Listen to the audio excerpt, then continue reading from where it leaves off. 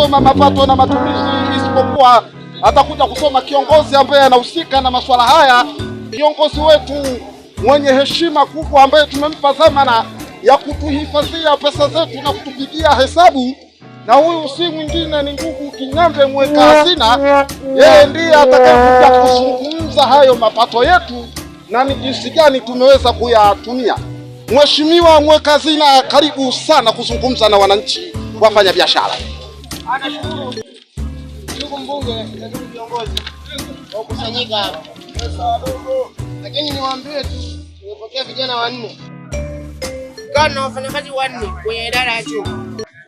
Kila mmoja kana kula mandazi 6. Mandazi hayo, andazi moja ni shilingi 3,500 kutokana na mandazi yenyewe jinsi yanavyopata. Kila siku nanunulia chai mimi. Asubuhi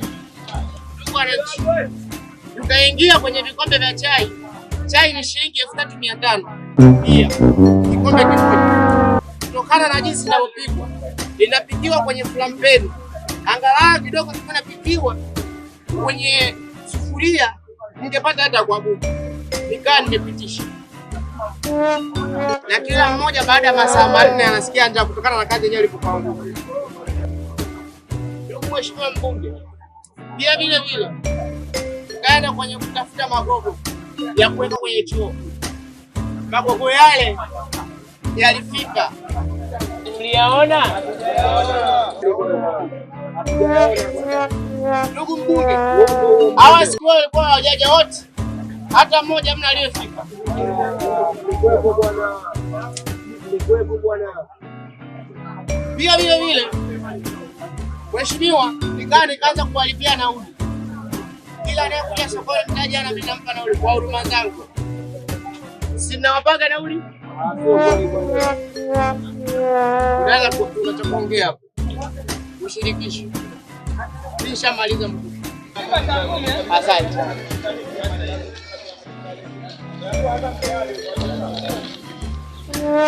Wananchi wewe, wafanya kazi na wafanya biashara wakubwa na wadogo wadogo, oye. Haya, wewe ni nani kwanza? Mimi ni mwenyekiti wa soko hili. Ishia hapo. Usiongee sana, taratibu. Wewe ni nani? Mwenyekiti. Imeisha, kausha. Na wewe? Mimi ni msomaji wa matumizi. Msomaji choo gani yani? Nafasi gani? Mheshimiwa, umesahau? Nataka uniambie. Mimi ni mzazi. Mzazi na nini? Kwa pesa zao. Za kila nani? Ya raia. Serikali imetoa milioni 20 kwa sababu ya marekebisho ya hili soko. Sasa nataka nijue hiyo milioni 20 imeisheje? Tunaanza wewe mwakazi, hebu jibu hiyo swali. Tembelea wananchi leo, tumefurahi sana. Ningependa kuongea ukweli ili unisamehe. Mimi kama mimi nina nyumba 3. Na nani? Kwa kwangu mimi. Nina pikipiki 3. Na hizo pikipiki za kwangu mimi. Aishia hapo. Haya. Umesema maandazi 3,500. Chai 2,500. Hilo andazi lina nini mpaka lizo 3,500? Andazi moja. Hilo andazi lina dawa ya UTI. Homa. Ishia hapo. Malaria. Ishia hapo. Usibishane. Unanibishia kwanza. Mimi nani hapo? Mkubwa tu. Mwenyekiti, unasikia huko? Yaani nimeacha kazi zangu, nimekuja hapa kusikiliza wananchi walionichagua. Nyie viongozi ambao tumewateua mnajibu ovyo ovyo. Sasa wewe sogea huko. Njoo kwa mwenzio huko.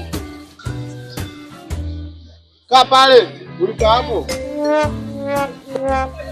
Hela serikali unanunulia gari. Alafu gari la mke wako na la kuonga. Huku mheshimiwa, ukiachana na mifuko ya simenti ambayo ilipotelea katika shimo la choo ambayo tulikuwa tumechimba kule, na wingi wa changamoto, mundiko wa changamoto na wafanya biashara hapa, nikaona ninunue usafiri kwa ajili ya kuwahi ofisini kuwatumikia wafanya biashara wenzangu. Wewe mweka hazina unaenda kununua nyumba na unanunua na pikipiki, unaongea na mimi sigao umeko na sikio uweka mdomoni kiberiti kidogo na kiberiti ndio nitakusema hapa tuna matumizi vizuri ndugu yangu.